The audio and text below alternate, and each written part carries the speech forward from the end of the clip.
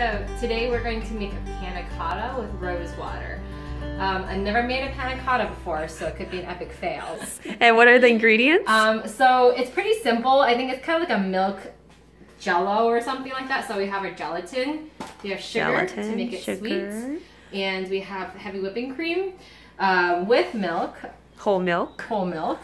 And we have vanilla that Melissa got for us from Honduras. From Honduras. Yes. Yay. And we're missing the rose water, which is behind you. Oh, okay. And we have cups to put the panna cotta in afterwards. Perfect. So I'm going to need a cup and a half of both the milk and the heavy whipping cream. Apparently you can just use half and half. I forgot to read the instructions, so that would have made my life a little bit easier. It's okay. Now we have the whipping cream and the whole milk. Yeah, and the whole milk. So we'll put. I'll probably never drink. And then we're going to slowly warm it up in the saucepan. We don't want to have it get too hot too fast, and we never want it to boil. Don't ask me why. So warm the milk, don't boil. Yeah. And then whipping cream.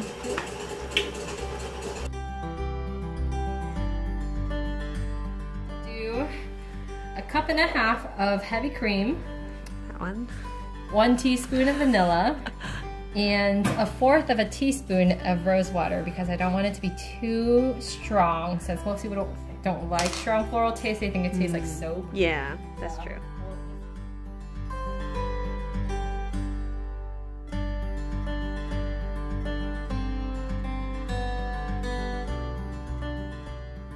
Teaspoons? Yeah. I have half teaspoon.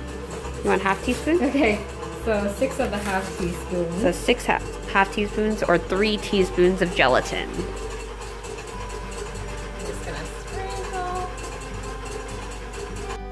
So this step is called blooming the gelatin. You sprinkle gelatin evenly over a cold milk in a surface, and it's supposed to form these like wrinkly little things. It's called blooming. Super wrinkly. Yeah.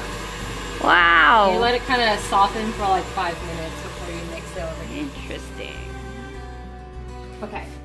So apparently how you check if the gelatin has been dissolved is you dip a spoon in there and then you look at the back to see if there's any grains of gelatin left, and there aren't any grains. I've been warming this milk over low heat for about 5 minutes or so, and I think it is time to add the sugar. I'm going to add in 1/3 of a cup of sugar. 1/3 of a cup.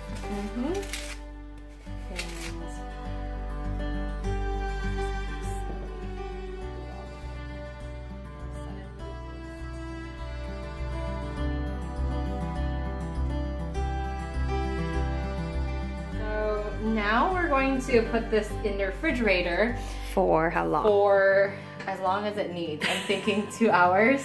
2 hours? 3 hours maybe, oh. Until it sets, and then afterwards we can eat it. Yay! So the panna cotta is done now. Nice. It is The so rose good. rose panna cotta.